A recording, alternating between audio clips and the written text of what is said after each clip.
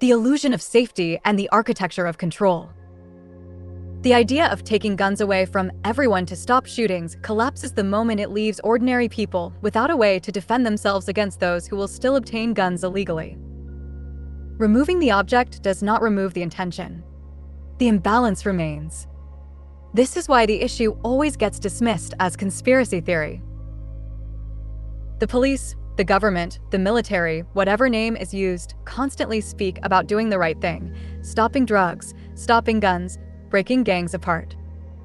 Yet at the same time, those same systems are feeding what they claim to be fighting. Drugs continue to flow. Guns continue to flow. The system sustains its own disorder while presenting itself as the solution. What sounds impossible only sounds that way because of scale, not because it cannot be done. Every person could be subjected to a rigorous psychological evaluation and then placed according to where they actually stand. This is where this person's mindset is theft, repeated crime, no problem with killing, placed accordingly. This person works hard, does not live in crime, made a mistake once, common assault, one-time incident, placed accordingly. This person has already killed, continues to offend, and sees crime as a way of life, placed accordingly. This requires categorizing everyone through deep psychological analysis. Multiple doctors. Long-term observation. How they live, how they think, what they do, what their real intentions are, how they were raised. The full process. At that point, the person is known not by appearance, but by pattern. Because a person's word means nothing on its own. A smile means nothing. Clothing means nothing. The most wicked person often looks like the kindest. The most dangerous person is often loved and protected. People know this and still refuse to accept it. Under such a system, every individual would be placed on record only after being thoroughly psychoanalyzed. Permission would follow the evaluation. Without the process, there is no permission. Weapons themselves would change. A gun would only function for its owner biometrically. If stolen, it would be unusable. The design of weapons would no longer depend on gunpowder and shells. That configuration is not necessary anymore. Other technologies exist. The form persists by choice, not necessity. People constantly imagine specific scenarios, home invasions, street robberies, corner store robberies, but reality never unfolds according to imagined scripts. Circumstances change moment by moment. No one ever knows the full situation as it unfolds. So the only paths are these. Either everyone undergoes a rigorous psychoanalysis, or something fundamental changes within government, military, and power structures so the cycle stops. Because when wars on drugs, guns, or crime are spoken about, they are not real wars. They are narratives. And that is why the discussion always collapses into what is labeled conspiracy theory. The ones who are supposed to be trusted, the ones believed to hold control and power, are the ones actually causing the problems. So the only place people are told to go for help is the same place generating the harm. That is the contradiction at the center of everything. Under those conditions, the only possibility would be the creation of something outside the existing government structure. An external faction. A parallel authority. Something as powerful as the government itself, but positioned to oversee it, because the system as it stands is corrupt. If a government continuously brings in drugs and then claims there is a drug problem, brings in guns and then claims there is a gun problem, creates terrorists and then blames people elsewhere for it, then there is no path for ordinary people to ever truly have control or safety. Something has to be overturned. Taken back. People have to come together and realize their actual position. Like ants and grasshoppers. The ants outnumber the grasshoppers many times over. The only reason the grasshoppers dominate is because they have accumulated power and shaped the terms of engagement. In a direct comparison of force, there is no contest. A pitchfork against an Apache helicopter is not a fight. Satellites, lasers, advanced weapons, this is not an old battlefield. So it has to be done differently. War has changed. It always has. Every era transforms how war is fought. That shift was already being pointed toward in ideas like those explored in Metal Gear Solid: transhumanism, cyborg systems, AI-driven thinking, coordinated organization, something closer to a collective intelligence. Not bombs. Not mass destruction. Because killing innocent people to reach a single enemy is insanity. It's blindness. Being angry at the person across the table and responding by killing everyone behind him makes no sense. It means the one in power cannot see what is directly in front of him. It is complete madness. If placed in a position to guide an army, the approach would not be to kill everyone. It would be strategic removal, eliminate only those who must be removed, and then absorb the rest. Every remaining soldier becomes part of the force. The army doubles. And most people would follow willingly because they don't want chaos. They want food, comfort, peace, and stability. They want harmony. They always have. Remove the ones who create disorder and then tell everyone else they are gone. That's it. The war ends. Not by extermination, but by precision. Killing everyone is childish. It is the mentality of children playing with figures on a cloth, dividing sides, immersing themselves in a game, never growing out of it, and then acting it out in real life. That kind of thinking belongs to toys, not reality. War ends when the ones who need to be removed are removed. That's it. Instead of killing everyone, what is that? That's stupidity. That's childish. It's the same mentality as children mesmerized by little figures on a cloth, playing sides against sides, getting immersed in a game, never growing up, and then acting it out in real life. I did that as a kid. I had the cloth. I had the toys. This side versus that side. I thought I was smart about it. But that's where it should have stayed on the floor with toys. Not carried forward into reality by people who never matured past that mindset. Games like Metal Gear Solid talked about future warfare, technology, control, coordination, and at the time it made sense. I paid attention to what was being said. I could see where it was pointing. But now, years later, it's more advanced than that. What was portrayed then isn't even the same level anymore. It's earlier than what's actually coming, but at a different height of technology altogether. And now it's here, and this is what people call advanced. So now it's hard to tell who the bad guys are and who the good guys are, because the good guys are acting like bad guys. They take out some bad guys to make it look like they're doing what they're supposed to be doing. You don't build tanks, boats, weapons, and ammunition just to let them sit there. You need something to shoot at. Targets aren't enough. You have to create a bad guy to play with. That's what power does. It treats life and reality like a board game, like Risk, like Battleship. People sit back, bored, having created money, systems, structures, and taken control over humanity in every possible way. They sit in their chairs and play the game. Everything gets built, so everything has to be used. Someone gets an idea, and it happens. And they watch it all unfold from a distance. That's the sickest thing there is. But Risk goes down if everyone is looked at. At least then there's a yes or no. And if something happens later, because things happen, people lose it sometimes, you still try to bring it down. You don't pretend it won't happen. You reduce it. It doesn't have to be fingerprints. It can be any method imaginable. Ingenuity exists. Imagination exists. If a dog can identify a person by scent alone, then a way can be found. The method isn't the point. The intent is. This isn't saying everyone is evil. It's saying the ones who are evil. The sickest ones. The ones sitting back while all of this happens, because this is what they do. The ones who are truly evil are the sickest people you could ever hear about. The ones being talked about here. The ones sitting back while all of this happens, because that is what they do. Some people in recent times have tried to point this out. They've tried to name it, explain it, expose it. But it doesn't change anything. It doesn't do anything.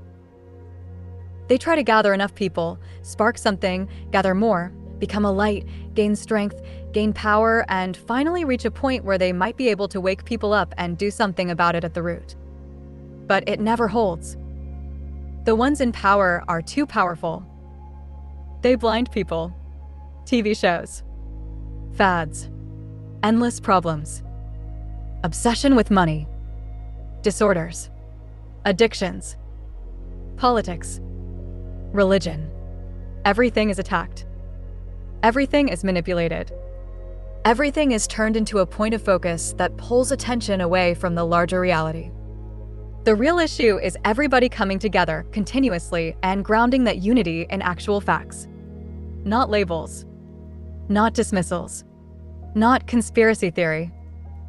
Real things. Real patterns. And all of it is already there. That's what's coming.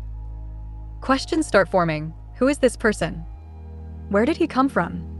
Who is his family? How far back does it go? What has he done? What did they do? What is their line in all of this? Then the same questions apply to the next one. How many are there? Who are they? Because the way things are presented and the way they actually operate are not the same. People believe they vote, and then a president becomes president. But it doesn't work like that. It's chosen higher up. People don't make the choices. They're given the illusion that they did. And that illusion is enough. Once people believe they chose, everything moves exactly the way it was already designed to move. Some say it's 12 families. Some say 13. Fritz Springmeier was someone worth listening to. He became aware of these things and talked about the families. That goes way back. Now you don't hear about him. His name doesn't come up. There are many like that, people who became aware, started looking into it, and then reached a point where they didn't know what to do anymore. At that point, all that's left is trying to make people aware, because there's nothing else you can do. And it's dangerous. The people involved don't care about life. If you become a threat in any real way, you can be removed easily. It can look like an accident, a disaster. Someone just goes missing. Anything. That's how simple it is. To actually become a real problem for them, you have to become influential on a serious level. You have to disrupt the plan. Otherwise, you're just useful. Your efforts don't stop anything. They become more energy for the system to use. That's how it works. I don't remember everything. Short-term memory doesn't hold like it should. But over many years of research, prayer, and meditation, this was part of it, trying to understand the structures, the systems, and how this actually operates beneath the surface. This meant becoming as familiar as possible with Freemasonry, trying to understand the values of the different degrees, who is involved, how it functions, and how all of it fits together.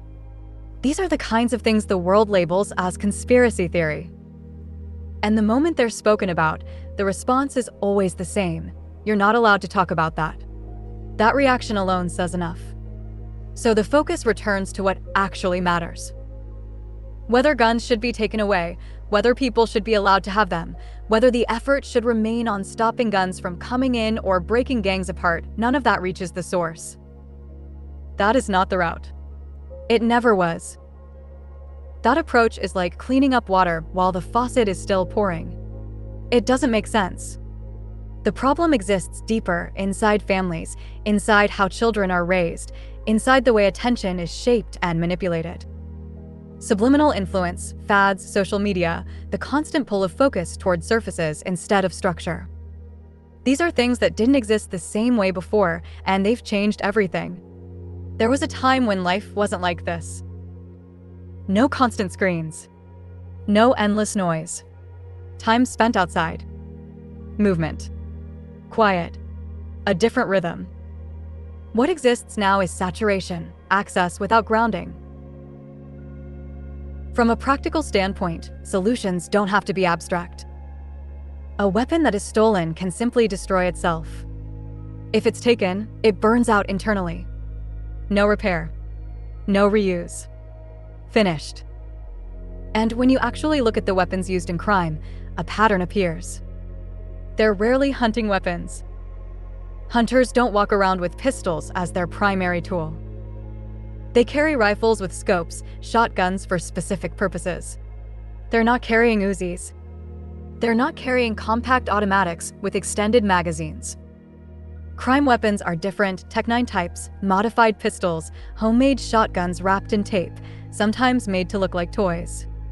Short shotguns that don't shoulder properly. Tools not designed for sustenance or protection, but for intimidation. That distinction matters. These weapons aren't usually stolen hunting rifles. You don't see someone committing crimes with a scoped rifle saying it was stolen. You see very specific kinds of weapons, gang weapons. And if those weapons are appearing in places where there is no active war, that raises a real question. Those kinds of firearms are meant for conflict zones. That's where they're supposed to be sent. So the response, in simple terms, would be containment. A city sealed. No movement in or out without inspection. Air, ground, underground, all accounted for. High routes monitored. Subterranean routes checked. Technology already exists to see beneath the surface. A complete perimeter. Remove the weapons and prevent them from coming back in. If that's what it takes, then that's what it takes. Try to get through and keep your guns now because they're out and they're not coming back in. If that's what it takes, then a full circle is built around the city. A human perimeter. Total containment. There is no problem with every person wearing something that allows tracking. A bracelet. An earring. Something on the body. There is no problem with every word being heard, even in intimate moments, if that is what is required to keep everything safe. If safety requires it, then do it. Complaints about privacy lose meaning when weighed against murder, drugs, and violence. If speech turns toward crime, toward drugs, toward planning harm, it is heard. If someone is where they should not be, it is seen. Every person is monitored. 100%. Freedom still exists, just not the freedom to commit crime, to harm, to kill. This is not about targeting only certain people. It applies to everyone. Every person on Earth is set up so that what they say can be heard, where they go can be seen, and, if necessary, observation can be focused directly to understand what is happening. That does not remove freedom. It creates safety. If someone is not doing anything wrong, there is no reason to complain. Over time, it fades into the background. It is forgotten. It does not interrupt life, even in its most private moments, because nothing is being done that requires intervention. The assumption that such a system could not distinguish between harmless behavior and violence is false. The system imagined here is not crude. It is detailed, nuanced, more precise than human judgment. It differentiates between accident and intent, between movement and assault, between circumstance and crime. Errors are not part of the premise. This is not about reacting blindly. It understands degree and context. It knows the difference between a moment unfolding and a criminal act forming. The details do not need to be expanded further. The idea is clear. What is happening now is the integration of machine into human. What follows is the integration of human into machine. Surveillance moves from outside observation to internalized oversight. No cameras looking down, because the system exists within, on, and through the individual. Human cybernetic post-privacy, internalized oversight, graduated trust, conditional autonomy. No one has a problem with this because criminals are the only ones exposed by it. That is the bottom line. Crime cannot hide. If someone is one, they are detected, what was said, where they are, who they are speaking to. And after a certain period, after a demonstrated consistency, the oversight can be reduced. Not because of good behavior during punishment, that logic makes no sense, but because integrity has been established. If there is no reason to watch, then there is no watching. But reaching that point takes time. Justice is not shortened by performance. Integrity is proven by pattern. So if there's no reason to watch you, we don't watch you. But we have to get to a point where we realize you don't need to be watched, and that takes time. Until then, everything is being watched: where you go, who you talk to, what you said, what you looked at, even what you thought, if we want to go that far. That kind of changes everything. I don't want to go too far with this.